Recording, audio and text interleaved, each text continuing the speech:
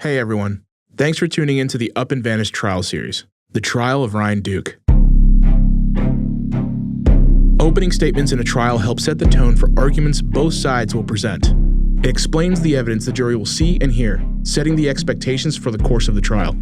It's the first time the prosecution and defense are able to lay out their arguments directly to the jury. Nina Instead is in Ocilla, covering the case for Tenderfoot TV. We have literally been waiting years for today. Opening statements in the case of Ryan Duke for the murder of Tara Grinstead. The prosecution began their opening statement by reminding the court that Ryan Duke confessed to Tara's murder. He confessed not once, but many times in his words, his DNA, and his prints.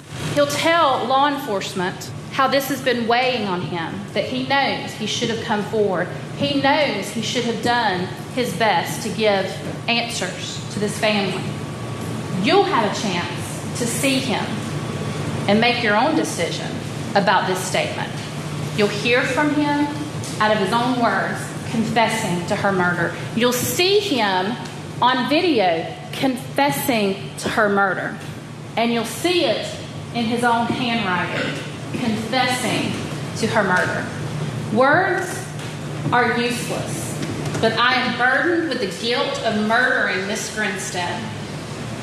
I don't feel like I deserve to be free to breathe.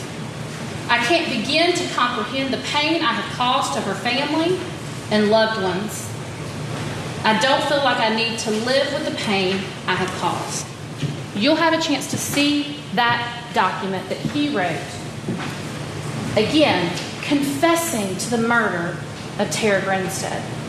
He confesses that he's the one that brought the glove. The glove you'll hear about that has DNA, Tara Grinstead's DNA.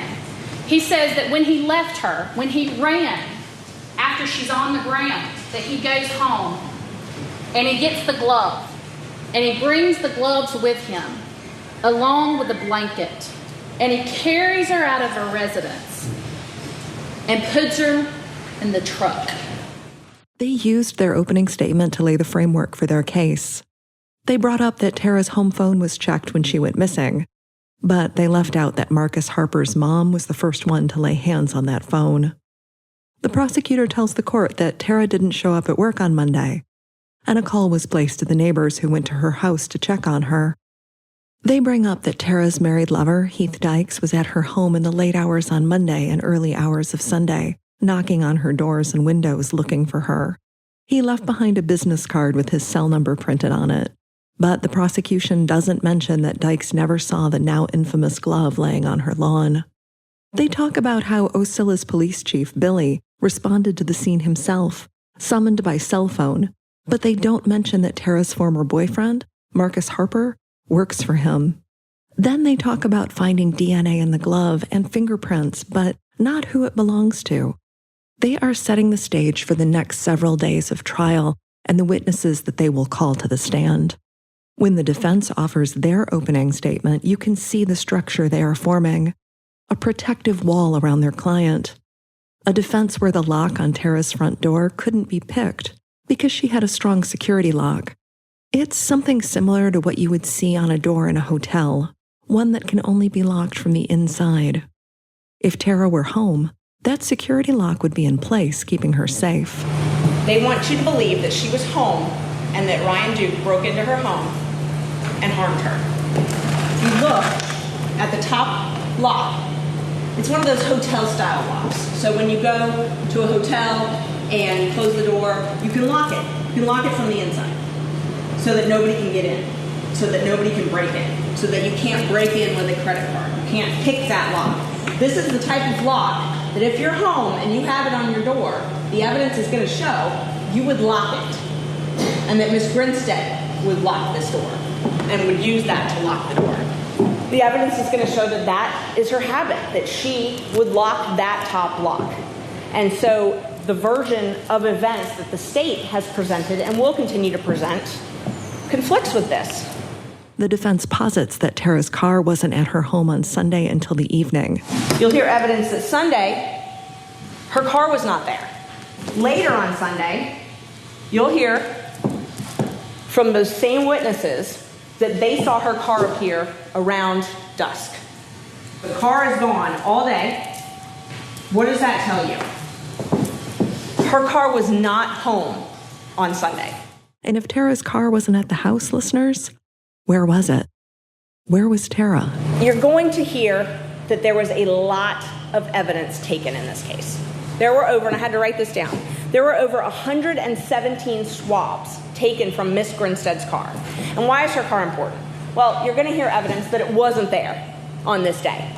You're also going to hear evidence that it returned to her home and it was dirty. The tires were filthy. There was mud all over them. And that Miss Grinstead did not keep her car that way. So her car was always clean. So that was odd. Also, that the seat in her car was pushed all the way back. She was a tiny person. So the seat was pushed back for someone who was much bigger than Miss Grinstead.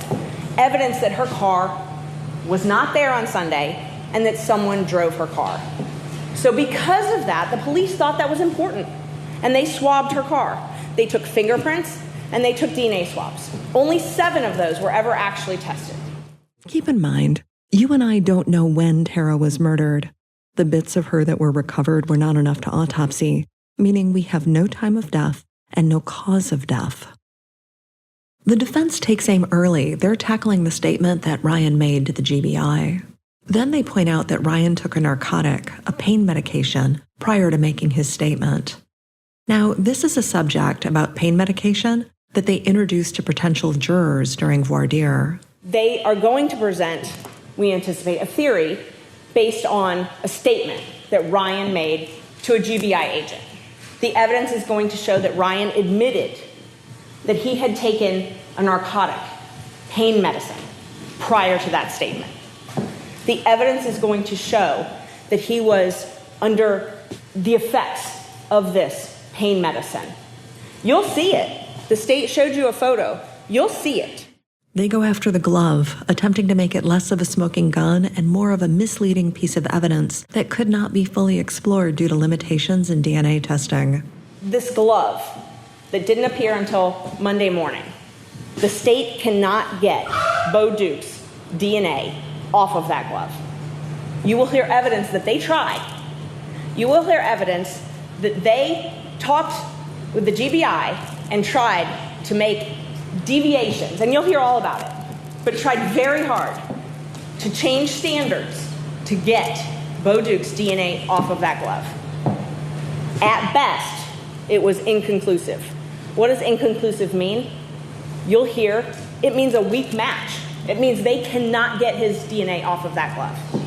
You'll also hear that that glove had at least 3 DNA profiles on it. Not 2, at least 3. We're going to talk about the phone records, especially the call that allegedly came from a payphone in Tara's home. Remember, a phone call is not proof that Ryan harmed Tara. Has submitted to you that the phone records are what they call guilty knowledge, that nobody knows about these phone records and they've been kept secret all these years, and so it's sort of like this smoking gun. Well, 2 things I want to point out with that. First of all, Tara's phone records do not show a call from a payphone. Her actual certified phone records do not show that she received a call on October 23rd from a payphone. You'll hear from a detective that he looked at her phone on her caller ID and that he compared the caller ID time to his watch, and so he thinks it's accurate. But that call does not show up on her phone records. Now, the state is going to put in, we believe, evidence that someone used that payphone around that time to call information, okay? But it doesn't show up on her phone records. But I submit to you, what is the evidence that that phone call proves that Ryan harmed Tara Grinstead? It doesn't. It's not even accurate. Now they're asking, did the state strong-arm the defendant into a confession? The defense tells the court that we're going to learn during testimony what really happened during the questioning of Ryan Duke. This glove you've heard about, this phone call you've heard about, the state in their opening said these are things that Ryan confessed to. Well, I'm going to read you some of what the evidence is going to show was said to Ryan when he confessed to these things. Listen very carefully during the interview of Ryan, during the GBI interview. Listen very carefully to who introduces these smoking guns first, because the state has submitted that they are evidence of guilty knowledge, okay? Guilty knowledge would be, oh, well, only the person who did it knows about this. The gloves. Agent Sheldell, tell me about the gloves. I know there were some gloves at your house. Is that going to have your DNA on it? Ryan, it should. They were mine. Agent Sheldell keeps asking about the gloves. So you used the gloves when you moved the body? Ryan, I don't even think I used them. Agent Sheldell, what did you do to clean up? You said you wore the gloves, right? No, sir. Agent Sheldell, when you went to clean up, you wore gloves. Ryan, no, sir. I never put gloves on. Agent Sheldell introduces the gloves. Ryan doesn't. Agent Sheldell keeps asking him, a person who has taken medicine and is there and is terrified. He's terrified for his family. The evidence will show that he is scared to death of Bo Dukes because he knows what Bo Dukes has done and he knows what Bo Dukes is capable of. And he is there telling what he thinks he has to tell to protect his family. So when Agent Sheldell introduces the glove, at first he says no, because he didn't. But after repeated questioning, he gives in. The phone call, this guilty knowledge phone call that's been kept secret all these years. Who introduced it? Agent Sheldell.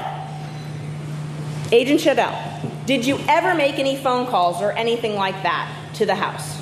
Ryan, no, sir. Agent Sheldell, well, we know there were some phone calls that got made to her house. Ryan, oh yeah, that's when I called her. I hadn't gotten her at that point. I was hoping she was okay. Well, how did you call? What did you do? Then Agent Sheldell tells Ryan, I know you're telling the truth.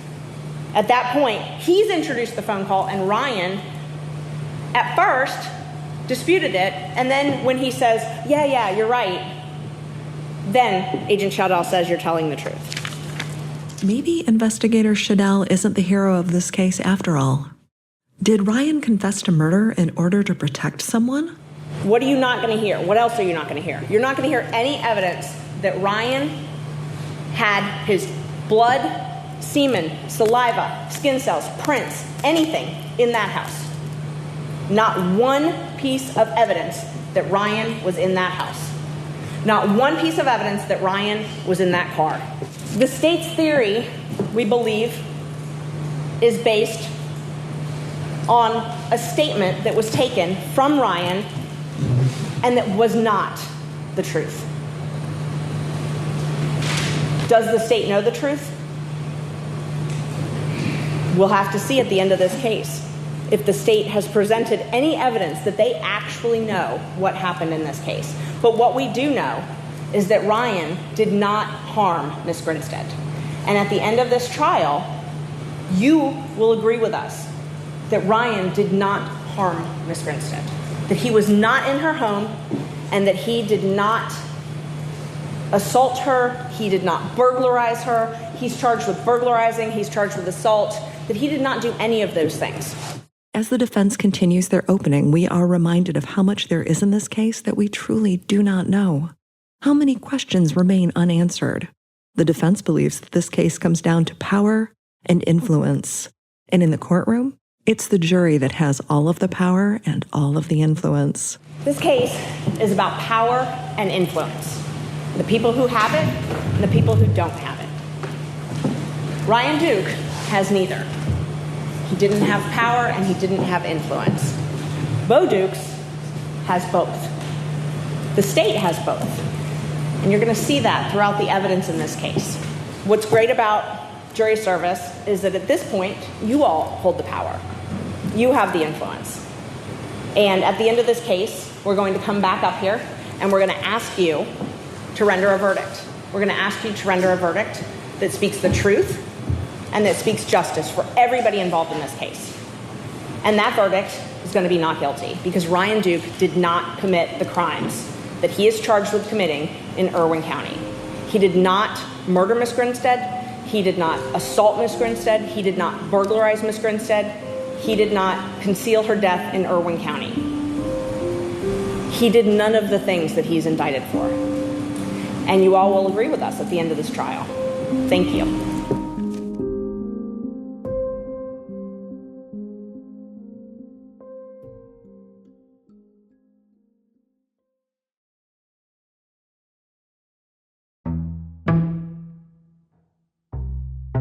Phil Holloway has been vocal about his thoughts and theories on the trial, concentrating on one specific element of the arguments from both the prosecution and the defense. I think the opening statements were very good by both sides, but particularly what I was interested in was the opening statement by the defense because, we've known for some time what the prosecutor's basic theory of the case was because, let's face it, it's what was fed to them, spoon-fed, if you will, by Bo Dukes. And it's based on almost entirely the alleged confession. And I hesitate to use the word confession. I like to call it an incriminating statement. But I wanted to hear what the defense had to say about the allegation by them that it's a false confession, because in my opinion, and I've said this before, I said it recently, as recently as CrimeCon, that this does bear a lot of the indicators of being false confessions. False confessions is something that we did a pretty deep dive into in Sworn Season 2. And even Ashley Merchant, who is Bo Duke's defense counsel, was in that episode. So we explored false confessions. I know they're real. The true crime consumer of true crime media, these people pretty much understand that false confessions are real. The defense is going to have to educate this jury that's probably not necessarily the average consumer of true crime media. They got to educate the jury that, first off, false confessions are real, but secondly, that this might be one. Now, they don't have to prove that this was, in fact, a false confession, but if they can raise enough questions about it, of course, that can amount to reasonable doubt. And if there's reasonable doubt, then that would be an acquittal. This whole idea of building the rapport so that you with the person who's being interviewed, so that you're sort of soliciting positive sort of feedback, you encourage the person to give you what you want them to say.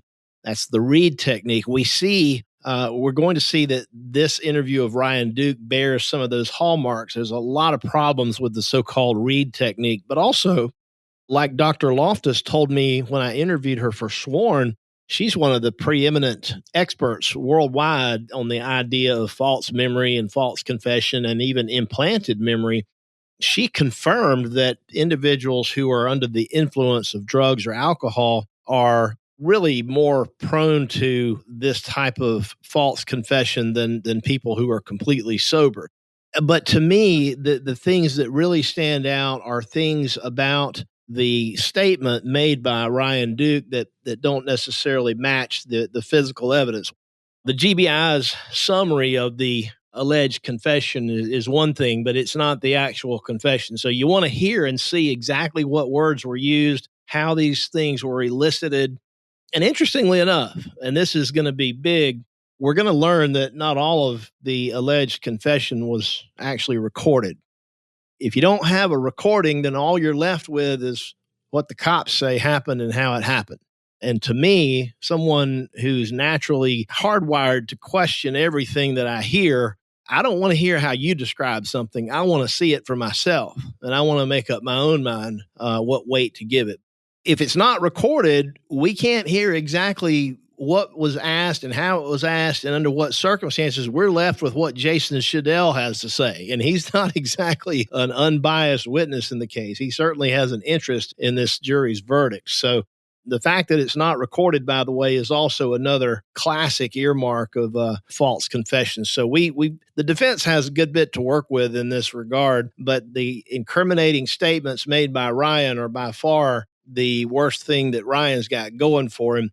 Fortunately, the defense has done their homework. They've got experience. They've learned and educated themselves about false confessions. They've got experts that they've hired to be consultants, and they're even on the witness list. And hopefully we'll hear some testimony from them as well. That's what this trial seems to be about right now, is poking holes in the state's case, but also establishing that certain factual elements don't line up with what Ryan told them happened, which they just assumed to be the gospel truth. Basically, the prosecution says, we got a confession, case closed. Well, I can tell you from my own personal experience, I've won trials, not guilty verdicts, where there were statements that prosecutors called confessions that, juries just didn't buy. There's been plenty of cases where people have allegedly confessed to something, and then years and years later, other evidence conclusively proves that they didn't do it. So it's a known phenomenon. It's counterintuitive. Why would you confess to something you didn't do? But hey, it does happen. And it's not beyond the realm of possibility, particularly when you start adding in things like the lack of this thing being recorded, Bo Dukes basically feeding Agent Shadell his version of the narrative, and then Shadell trying to get Ryan to confirm those things that Bo says. Oh, and by the way, Shadell went out of his way to try to get Ryan to admit to strangling Tara, and he wouldn't do it, couldn't do it, and didn't do it.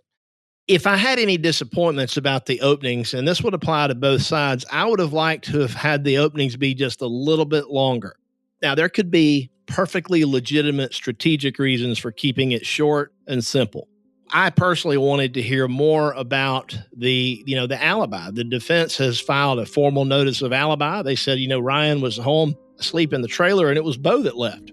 Well, unless they've abandoned that alibi defense, I want to know more about it. I want to know how they expect they're going to prove that. So there were some things that I would have liked the Merchant team to have given me. But, that's their call. Sometimes it's better to keep it simple. Both sides gave what I thought to be were very, very short opening statements, much shorter than I would have expected for a case of this magnitude.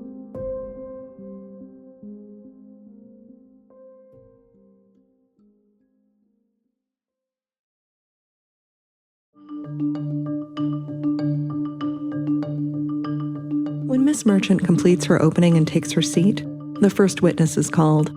It's Tara's elderly father, Billy Grinstead. His testimony is brief, but it is powerful. He is shown a copy of Tara's birth certificate, a piece of paper completed with so much hope and optimism on a November day in 1974. Are you familiar with that document? I am. And what is that document? This is her birth certificate. When you say her birth certificate, whose birth certificate? Tara's birth certificate. Is that a true and accurate copy of her birth certificate? It is. After we hear from Tara's father, Billy Grinstead, the prosecution calls Danielle Giddens. She was one of Tara's pageant girls, just a teenager on that Saturday in 2005. Giddens talks about Tara's house, which was sort of chaotic that day. Tara had many girls over. She was styling hair and applying cosmetics, and advising them ahead of the Miss Sweet Potato pageant that evening. A lot of Giddens' testimony is explaining the layout of the house and what is going on. For example, there are photos of Tara's kitchen, and there is a hair implement, maybe a curling iron, next to the sink. In the bathroom sink is yet another curling iron. It's funny how Tara allegedly went to bed on Saturday but managed to complete her evening routine without taking that curling iron out of the bathroom sink. Is that a true and accurate depiction of what it looks like on that date? No. What is different? Her bed is unmade. There's clothes on the bed.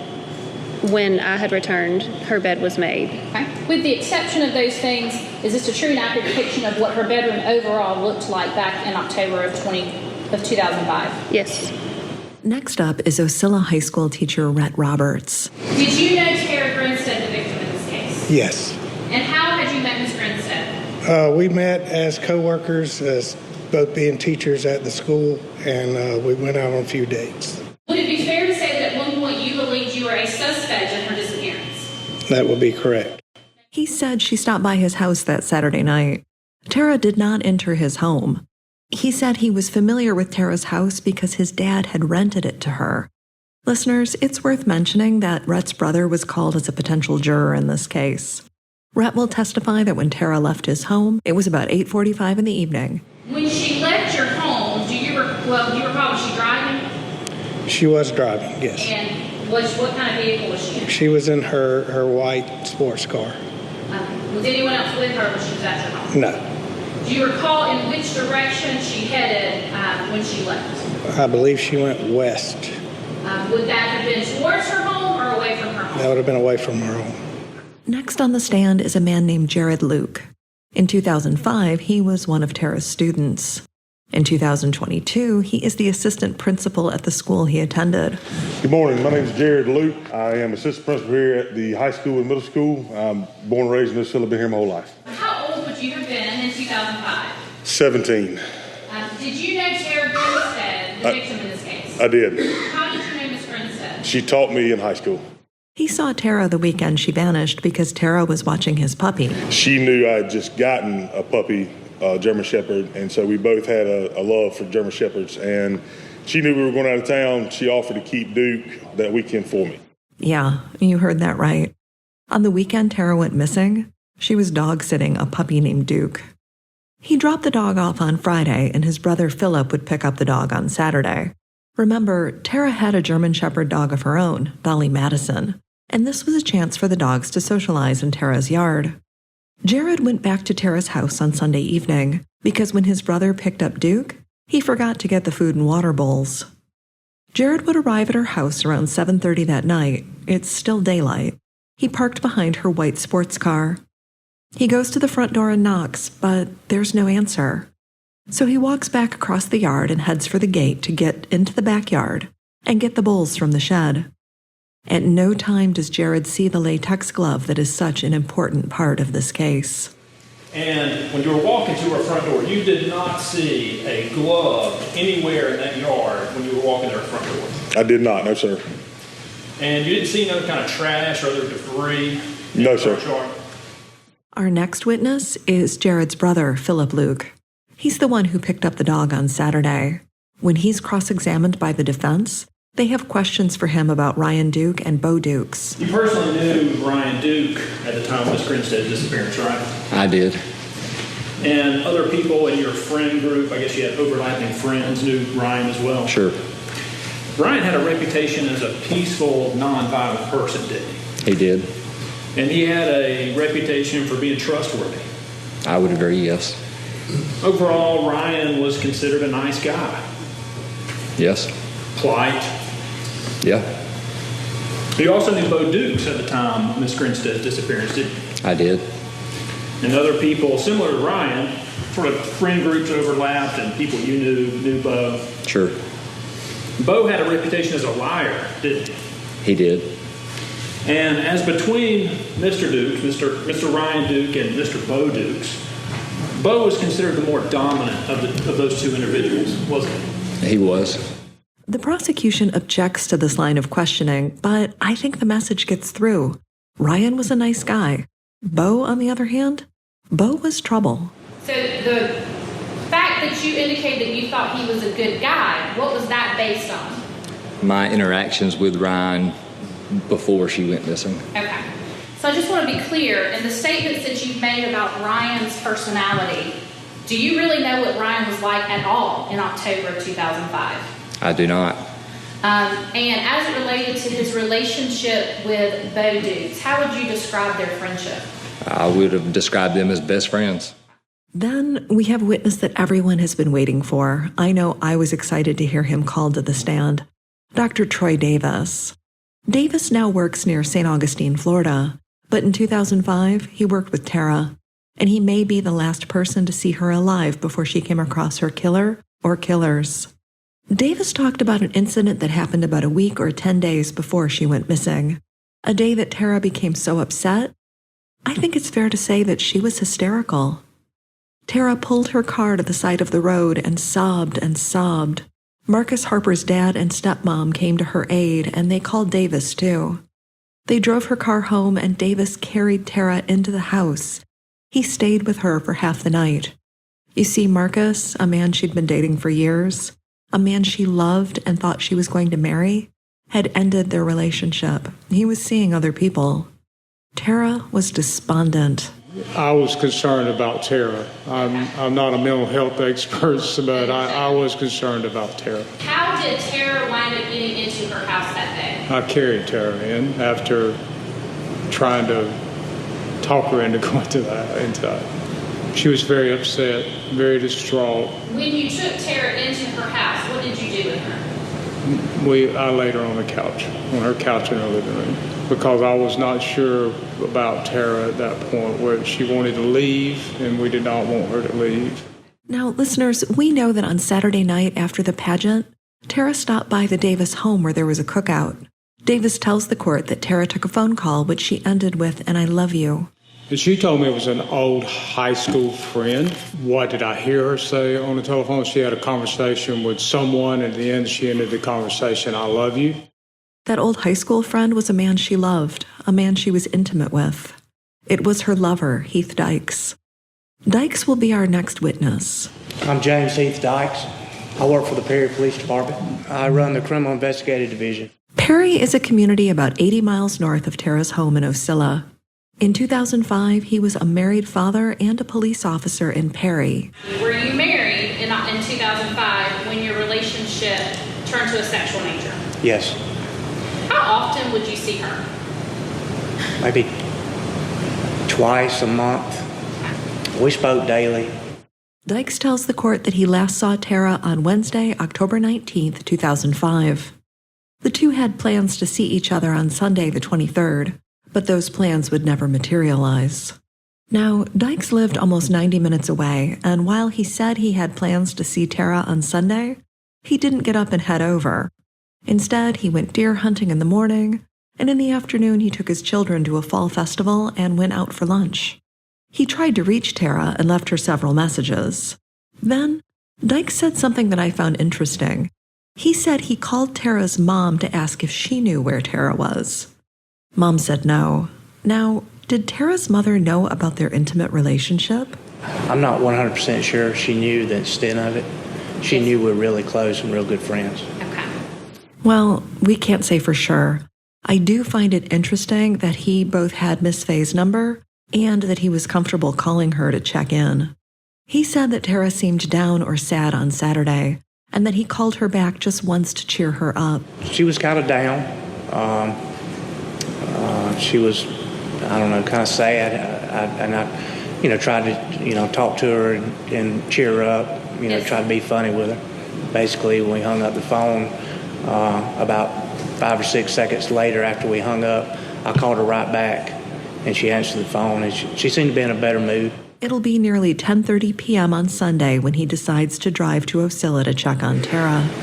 I pulled up in the driveway, and it was late, probably around 12 a.m. I called Miss Faye and told her I was there. I went to the front door, knocked on the door several times, walked around. The dog was barking, and I walked around to the fence and patted it, calmed down. And I walked back over to the carport where a car was, and I put my hand on top of the car to see if it was warm, and it was cold. I tapped on the window up there trying to see if, put my knuckles and hit the window to see if, somebody would hear me. I could see some ambient light in there, like a computer screen. Yes, sir. Was lit up, like a screensaver was lit up, and I could see the ambient light in there, but that's all you could see. It was very dim.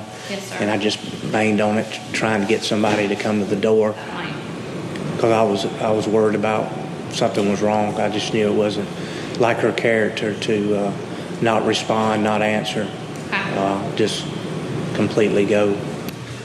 Sunday, 7:34 p.m. Okay, now please pick up the phone. Trying to get word about you now. Okay, just let me know you're alright. If you have, not like you to not call all day. Worried about you, and I called your mama now. She said she can't get hold of you either. You just let me know you're alright, I appreciate it. Just tell me you're okay. If you don't want to talk, that's fine. Let me know you're okay. It's 4 in the morning, my last message I'm waiting. I want you to call and let me know you're okay. Pick up the phone if you're there. Call me. Bye.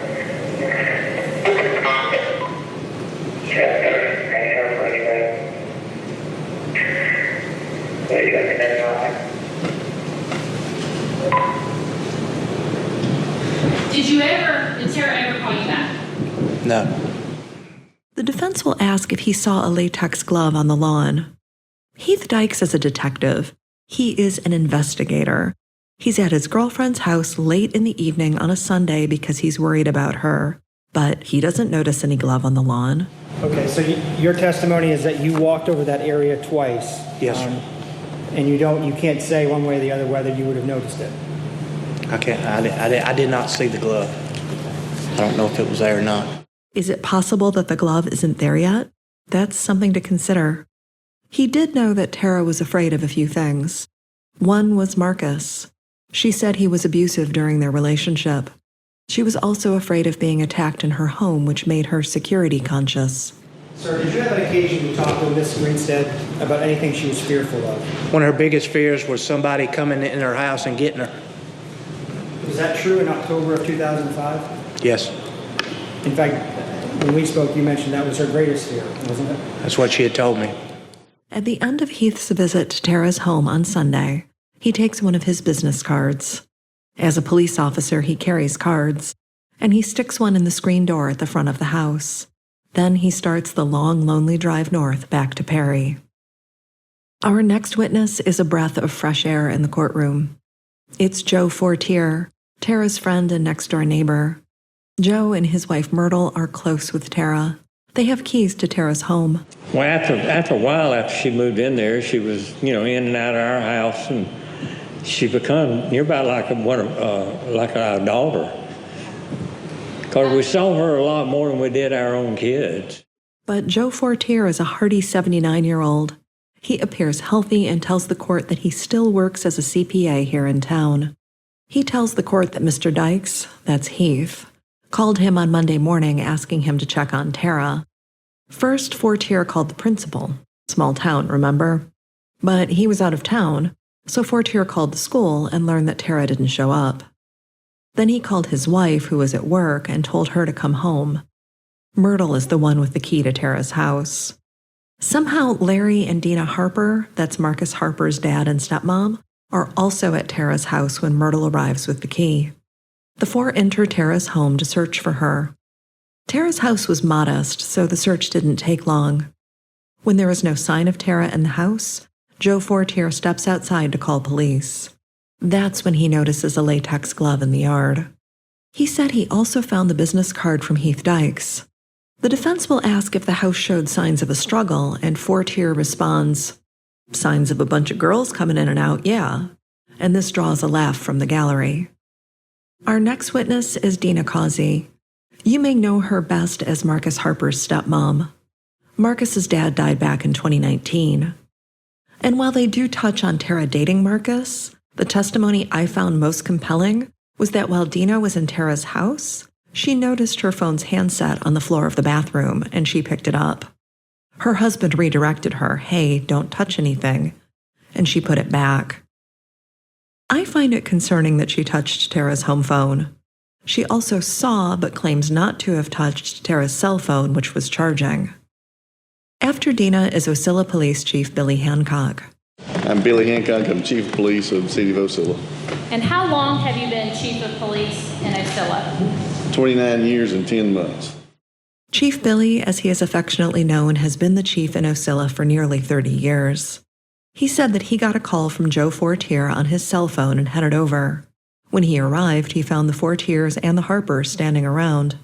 He said that he called the Ocilla Police Department's one and only detective, Bill Bars. Tara's car was parked in its usual place, and there was a latex glove on the lawn. So you saw the glove twice while you were on the scene? Yes, sir. Once when you walked to the front door, and then once when you came back out onto the front porch? That would be correct. And as you told me, it stuck out like a sore thumb? Yes. It was pretty obvious? It's very obvious. When you entered the house, did you see any signs of forced entry on the front door? I did not. Did the house otherwise look normal to you? Yes, based on what I was being told, I think it looked normal. There was nothing that stuck out to you that would suggest it was a crime scene? Nothing. He said that when news spread of Tara being missing, the department was overwhelmed with tips and calls. He said that these days they don't keep much on Tara's case because everything was turned over to the GBI. On redirect, he's asked a few questions, but one I thought was particularly powerful. As you sit here today, sir, is there a report in the Ocilla Police Department's file indicating a report of a burned body in Fitzgerald Farms from November of 2005? Yes.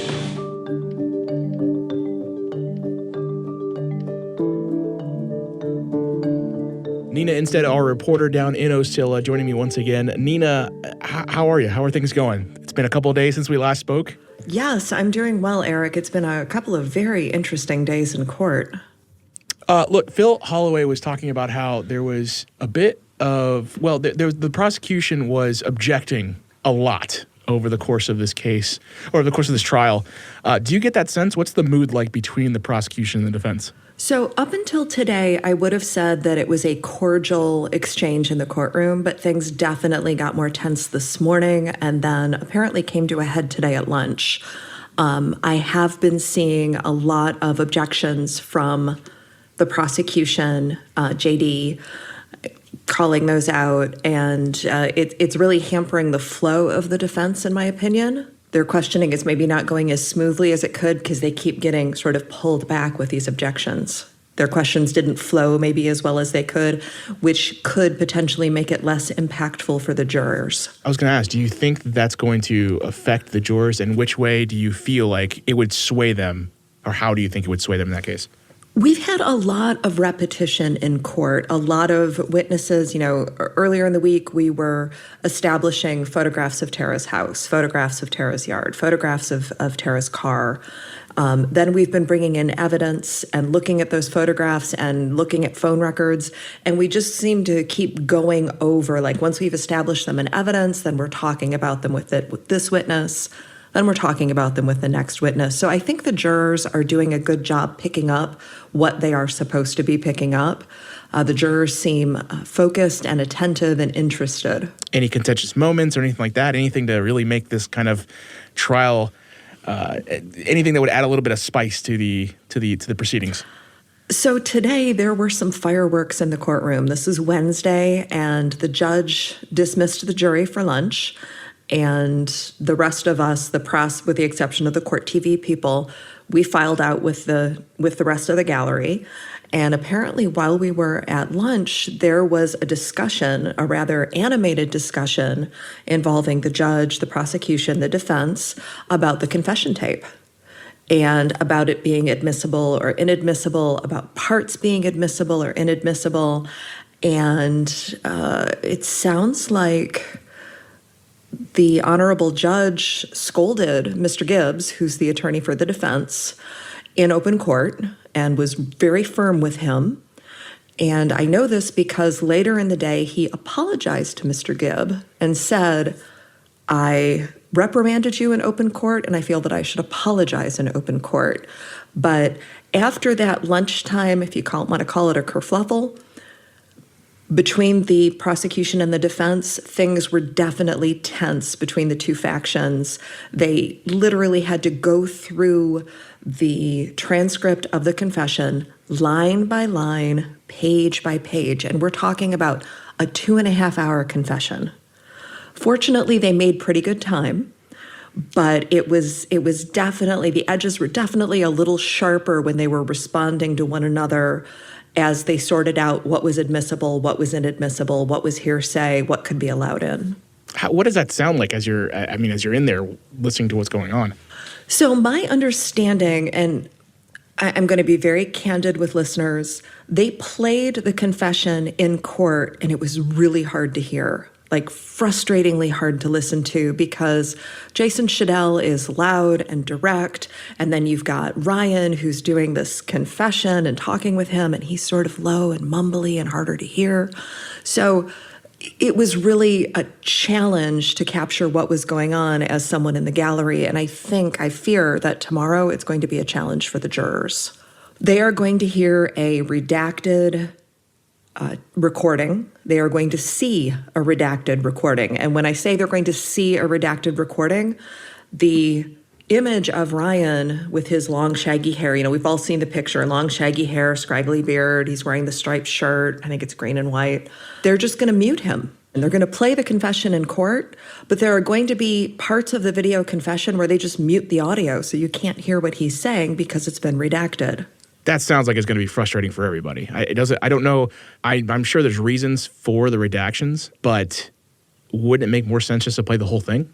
It would be ideal if they could play the whole thing, but there's a lot of, well, Bo said, or Bo told me, or I know when Bo did this, and that can't be admitted. And again, this is my understanding from sitting in on a jury-free afternoon in court today.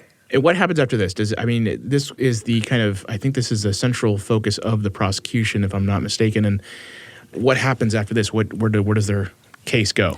My understanding is that they have some more law enforcement witnesses to call, including the GBI agent who was in the room with Shadell and Ryan when he confessed. I know that's one of the witnesses coming up. The prosecution has talked about wrapping up their side of the case by Monday. Does it look like it would take probably as long for the defense to kind of state their case or state their defense? I would have to look at the witness list the defense has put forward, and if it differs from the prosecution's witness list, because I know some of the key points the defense wants to present and wants to get through to the jury is that a phone call is not evidence of a crime. His confession was given under duress. He was medicated. He was, you could argue, strong-armed by the GBI. He was intimidated by the GBI. I think that's what they're going to argue.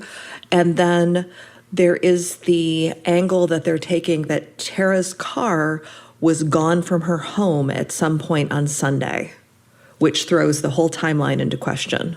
I think this case could go to the jury as early as next week. So aside from the frustrating confession tape, it seemed like earlier in the week we had audio issues in the courtroom. Are those still going on? Like how's that kind of been handled over the course of the trial? So the audio issues have gotten better. I think if you're watching or listening to the trial online, you will notice that Tuesday was a big improvement, and same with today, Wednesday. Big improvement in sound quality. Part of it was some changes that our friends at Court TV made with their equipment in the courtroom. Also, I think that they just got a better handle on things, and we've gotten used to the rather unusual sound that the air conditioning unit makes when it kicks on in court. People were asking, is there a chicken in the courtroom? Nope, no chicken in the courtroom. That is the sound the air conditioning makes. This is a vintage building. It is a beautiful old building, and it creaks a little bit. And did you get in a little bit of trouble over the course of today's events? I might have gotten my hand slapped a little bit today, but I deserved it. I had my phone in court, which is a big no-no, and I was texting. I was texting you, and I was a little more open with it than I should have been, and I was redirected, and I apologized, and it's not appropriate. My father was a lawyer. I have absolute respect for the decorum required in a courtroom, and I should have known better and done better. So Thursday, it looks like they're lined up to go over this confession tape. You've got, the GBI's favorite witness, and then Friday's a half day. What are you excited about this rest of the week when it comes to the trial? I am excited. Tomorrow, I'm finally going to get to lay eyes on Jason Shadell from the GBI. He's the one that got the confession out of Ryan Duke, and we're going to go through the confession tape line by line. We're going to hear it. The jury is going to hear it. If you watched on Court TV, you may have heard or not heard because the audio was really questionable, parts of it. And then Friday sounds like it could be a shortened day. Some of the witnesses that they wanted may not be available until Monday. And hopefully the prosecution wraps up on Monday, and we're talking about dissecting the defense and what they're doing and how they're kind of countering everything that's been said so far. Nina, thank you so much for your hard work, your continued hard work, and we'll catch you next time. Sounds good. Thank you, Eric. Tune in Tuesday for more on the Up and Vanish trial series, The Trial of Ryan Duke. Don't forget to tune in to Payne's Weekly Recap every Friday on Tenderfoot Plus. Up and Vanish is produced by Tenderfoot TV in Atlanta, with production support by Court TV. Created by Payne Lindsay. Executive producer Donald Albright.